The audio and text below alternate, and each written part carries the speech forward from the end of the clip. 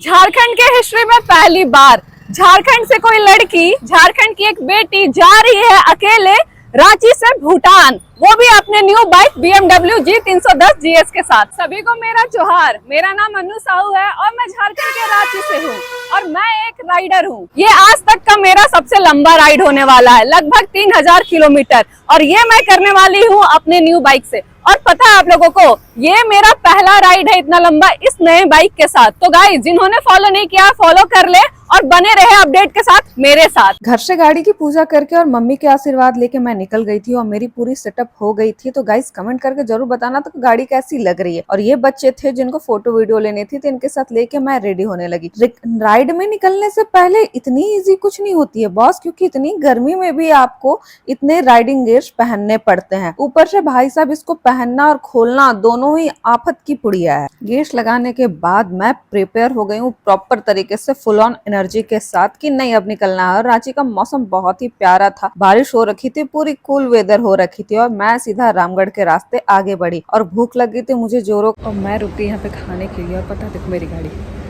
हो रही गाइस, पता है आप लोगों को मेरे पास झूला भी है, तो मैं सोच रही हूँ झूला बैठ के झूल लेती हूँ झूला। अभी मैं इंस्टाग्राम यूट्यूब खोल रही हूँ तो पता है सबके मेरे को क्या दिखाई दे रहे हैं, सबके अपने अपने पार्टनर। तो अब मेरी बारी है, मैं ट्रेंड को फॉलो करती हूँ। आप लोग देखो, कोई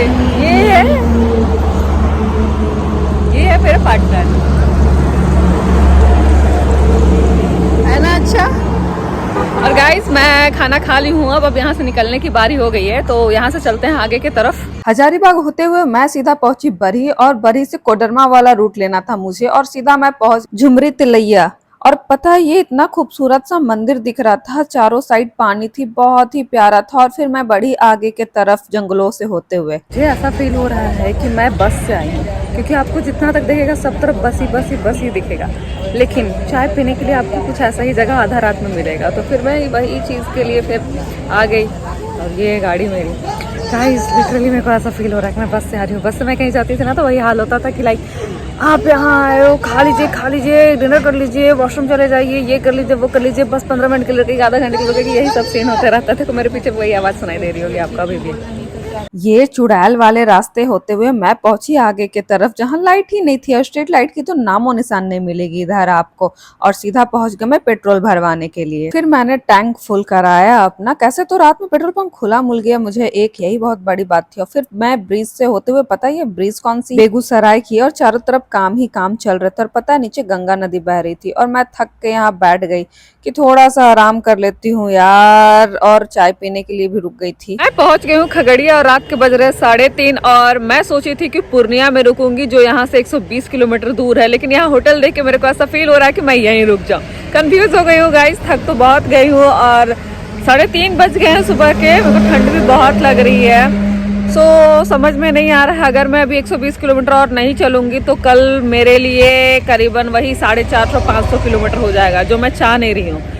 तो देखती हूँ, चलती हूँ थोड़ा और क्या कर सकती हूँ, बस यही कह सकती हूँ कि आगे चलना ही पड़ेगा। हाथ पैर दर्द दे रहे हैं, बॉडी जवाब दे रही है, बट फिर भी दर्द को मात देते हुए आगे बढ़ना पड़ेगा।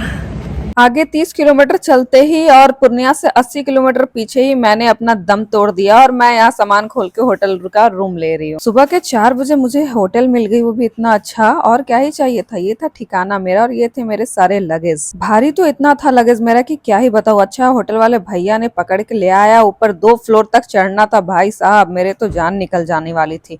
एसी भी है, फैन भी है। अच्छा मैं घोड़े बेच को कम से कम सुबह 5 बजे से सोऊं तो, और देखो थकी हारी मैं यहाँ बैठ के, हो बहुत रिलीफ मिल रहा था शूज खोल के ऐसे। नो डाउट गाइस थक गई थी। सुबह के 4 बजे, इससे ज्यादा कुछ नहीं मिलने वाला है गाइस। तो यही मेरा डिनर है आज का, क्योंकि भूख बहुत जोरों से लगी है, तो मेरा काम आज इसी से चलने वाला है। आज मैं इसी को खा के पेट भरने वाली हूँ अपना।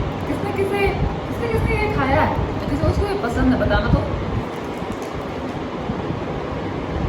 पहले डिनर यही है, सुबह के 4 बजे मुझे खा कर सो जाओ। और ये मेरा एनर्जी ड्रिंक, इसके साथ यही।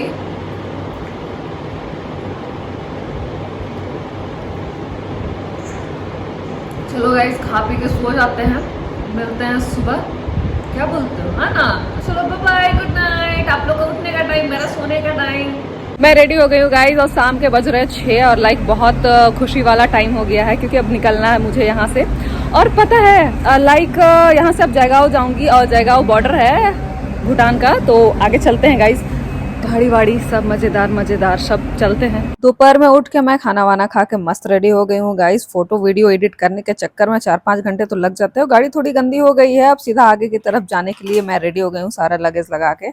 मौसम बहुत अच्छी हो रखी है तो दिक्कत है नहीं कुछ ज्यादा ही। हाँ थोड़ी थोड़ी गाड़ी गंदी हो गई थी और देखो ये स्क्रैच लग गया था इससे यार। फिर मैंने इसके ऊपर कपड़े बांध दी, मुझे समझ में नहीं आ रहा है कैसे। अब देखती हूँ, घर जाऊंगी तभी साफ करूंगा। मैंने मैप के लिए लगा लिया है फोन यहाँ पे और ये अच्छी बात है कि ये बारिश से भी नहीं भीगेगी और ऊपर से काम भी करती है। और मैं यहाँ से निकल गई पूर्णिया के तरफ से होते हुए जयगांव के तरफ। मुझे 3 स्टेट को पार करके पहुंचना है भूटान, झारखंड, बिहार और वेस्ट बंगाल।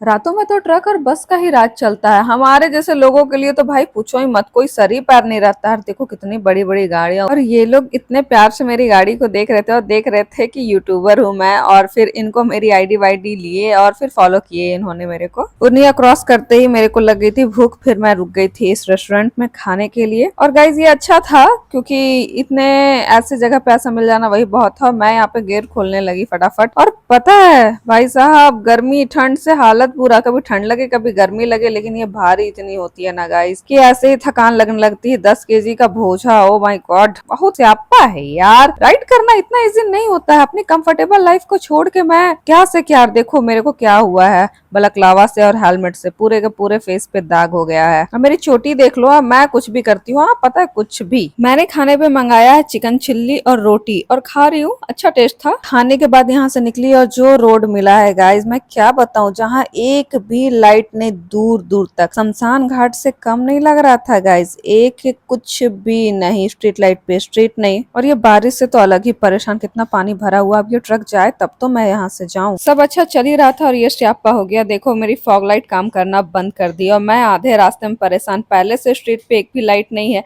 कुछ है भी नहीं। और देखो इतने गड्ढे थे कि गाड़ी जर्क किया और ऐसा स्यापा हो गया। अब मैं जाऊं तो जाऊं कैसे भाई साहब, अब मैं फंसी, गंदा फंस। रास्ते में इतने बड़े बड़े गड्ढे, मुझे ये समझ में नहीं आता सरकार रोड बनाती तो गड्ढे भरना बंद कर देती है क्या, या फिर क्या चाहती है।